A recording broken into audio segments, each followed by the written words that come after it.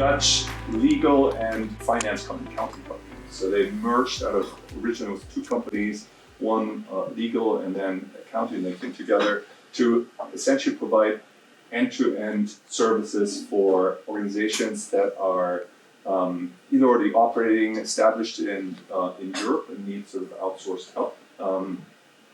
But especially they're focused on organizations that are expanding. So logically, since they're based out of the Netherlands, they work with a lot of Dutch companies that are internationalizing, globalizing, and need help with setting up new entities, with registering employees, with just HR advisory support. So they provide a whole range of different services across that spectrum. One of the differentiating aspects of their business is they pride themselves on working in a very personalized manner. So they like to provide very sort of hands-on support to their customers, really go deep, really understand what their specific business objectives and challenges are. And they've been growing, so they have 4 offices in the Netherlands, and then they've expanded to, they have a representation in the UK and London. They also have an office in Los Angeles in the US. They're part of an international accounting network, so they work with other accounting firms. That network is called Globally. So they're working in a very sort of growing, expanding international manner.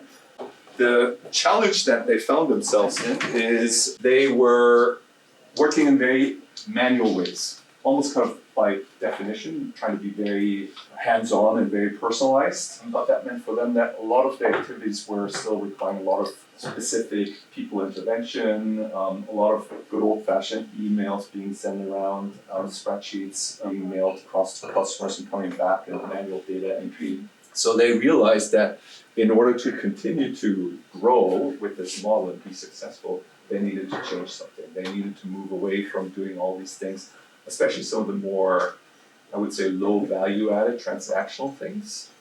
They were looking for ways to either eliminate those activities entirely or automate and streamline them as much as possible so that they could then free up more time of their staff to focus on those things that were really more value added, more strategic, and really needed the specific support for the end customers, right?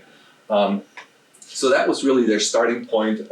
And they already had been growing in terms of their staff size, but they realized that in order to continue to grow the customer base, they couldn't just keep adding more headcount, more staff, right? So as we all know, really strong payroll professionals are hard to find. And so they said we got to somehow get more leverage in order to continue to grow, but not keep growing the headcount of their service organization so much. The solution that they went out to find is a technology platform that would help them to automate a lot of the things that the team was so far doing manually, and basically helps them orchestrate all their interactions, all the back and forth communication, handoffs across all these different geographies, because they work in lots of different countries with their customers. So they want to find a solution that helps them run these services. With 2 important premises, what they were looking for in that solution is, one, they didn't want to go out into each of these countries and change the local infrastructure that was already in place, i.e. in the payroll context, the local payroll calculation engine. So they were not in a mood to go and say, we're just going to rip everything that we build up in these countries and find different local payroll tools, different local payroll software. So that was one of the important prerequisites. And then the other one is they were looking for a solution that would allow them autonomy. Autonomy means that implemented technology that they can then take on themselves and manage on an ongoing basis. So they don't have a dependency on an external vendor where they need to make a change to that platform, to that technology. They need to go call up the vendor, they need to log a service request. The vendor's going to say, okay, it's going to take us 4 weeks to get to your request. And oh, by the way, if you want us to action this, you're going to have to pay us in order to do something for you. They said, no, this is not going to be sustainable. And that's why at the end, they went around, looked at different solutions, they found us, and we have started to work with Briddge now for the last, I think, almost 2 years. Started to roll out our platform with them and for them across their organization. And for them, it's delivered some great results. There's still actually more functionality that they're not even quite using yet, so there's more ways to go for them to benefit from the full depth and breadth of our technology capabilities. But they're already seeing some really, really exciting, powerful results. So one is time savings. So by automating a lot of the things that previously were done manually, they were able to speed up that whole payroll process by 40%, which, if you think about how much time you spend every pay cycle, that's pretty massive savings. And not only were they able to do it faster, they also were able to do it better, right, in terms of avoiding errors. And that's the other big outcome for them. So time saving on its own is already a huge benefit, which also allows them then obviously with that time savings to do more work for more clients with the same amount of staff. But not only that, also they're doing better work. They're delivering a better service quality, right? Because errors is ultimately what we're all trying to avoid. It's not making for a great customer experience when you're having to rework and explain how these errors got into the process.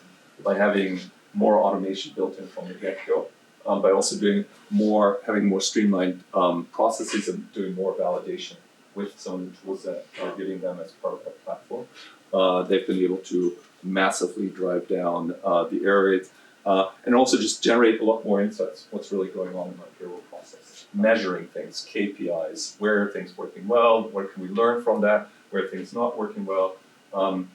They now have a fully auditable digital environment where every time they're processing payroll for one of their many clients, they have another data point, another learning, and that helps them to get every pay cycle better and better and better.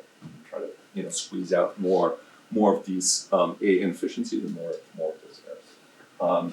And then last but not least, when they do have an incident, something that needs someone to jump in and figure out what's happening, they're able to resolve those faster, right? So they're driving down the number of incidents, the number of errors, the issues that they're dealing with. But when they do have issues, by having much more connected communication between themselves and their customers and some of their local partners that they're working with, they're able to get to the bottom of what the real issue is and start to resolving it much faster. These are just some of the examples. I know this is more from the vendor side of things, but translates, I think, directly into what some of the organizations would be hoping to get out of vendor, right? As you do have certain standards and expectations and business objectives that you're trying to meet for your organizations, and the vendor plays a very important part in that.